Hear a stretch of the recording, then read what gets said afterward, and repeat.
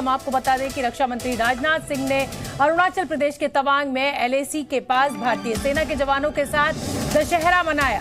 इस दौरान उन्होंने चीन को चेतावनी दी और कहा कि जान चली जाए लेकिन देश की सीमा सुरक्षित रहनी चाहिए। तो ये तस्वीरें आप देखिए, शस्त्र पूजन के लिए राजनाथ सिंह LAC पर पहुंचे हैं। तवांग में अरुणाचल प्रदेश के ये शस्त्र पूजा की गई। भारतीय सेना के जवानों के साथ दशहरे का त्योहार मनाते हुए रक्षा मंत्री राजनाथ सिंह को आप देख रहे हैं और एक बड़ी बात आज उन्होंने कही कि चाहे जान चली जाए लेकिन देश की सीमा सुरक्षित रहनी चाहिए। और इसी जज्बे के साथ भारतीय सेना सीमाओं पर डटी रहती है। और अब आप ये तस्वीरें देखिए जब रक्षा मंत्री दशहरा मनाने जवानों के बीच पहुंचे। एक स्वाभिमान की भावना आपके अंदर होती है, वही एक जज्बा पैदा करती है।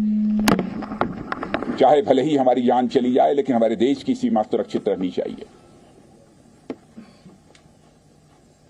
और इसी स्वाभिमान की भावना के कारण ही भारत आजाद हुआ और उसी स्वाभिमान की भावना के कारण ही भारत की सीमाएं सुरक्षित रहेंगी। और मैं स्पष्ट रूप से कहना चाहता हूं, हमारे प्रधानमंत्री मोदी जी के नेतृत्व में भारत का कद यदि अंतर्राष्ट्रीय जगत में बढ़ा है तो जो देश में आर्थिक विकास हुआ है उसका महत्व तो है ही, लेकिन आपने यदि देश की सीमाओं को सुरक्षित न रखा होता, आपका योगदान न होता, तो मैं विश्वास के साथ कह सकता हूं कि भारत का स्ट्रेचर जो आज बना है सारी दुनिया वालों की नजर में, यह स्ट्रेचर, यह कद न बन पाता। लोग मानने लगे हैं कि अब आर्थिक दृष्टि से भारत सशक्त हो रहा है और साथ ही साथ सैन्य शक्ति के मामले में भी भारत की ताकत बढ़ी है।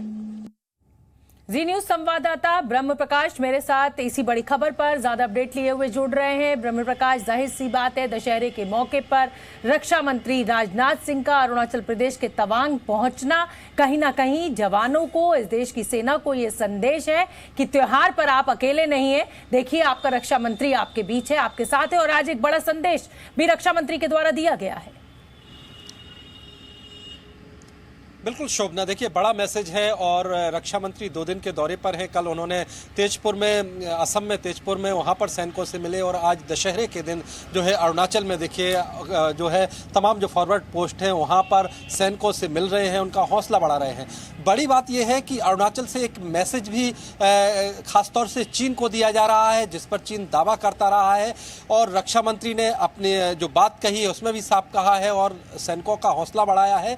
गलवान की घटना के बाद देखिए जिस तरह से टकराव की स्थिति चीन के साथ चल रही है, उसके बाद से लगातार भारत एक सख्त मैसेज दे रहा है चीन को। और आज रक्षा मंत्री का वहां पहुंचना, अरुणाचल में पहुंचना, तवांग में सैनिकों का हौसला बढ़ाना एक तरह से एक मैसेज हमारे सैनिकों को भी है कि चाहे त्योहार हो या कोई भी मौका हो, जो शीर्ष लीडरशिप है वो खड़ी है बॉर्डर पर और उनका इससे हौसला भी बढ़ता है। आप देखिए इससे पहले प्रधानमंत्री भी दीपावली के मौके पर सैनिकों का हौसला बढ़ाने जाते रहे हैं और अब रक्षा मंत्री आज दशहरा के दिन पहुंचे वहाँ उन्होंने शस्त्र पूजा भी की और हौसला बढ़ाया। तो ये बड़ी बात है, एक हमारे जवानों का इससे हौसला बढ़ता है और एक दुश्मन देश को एक मैसेज भी जाता है।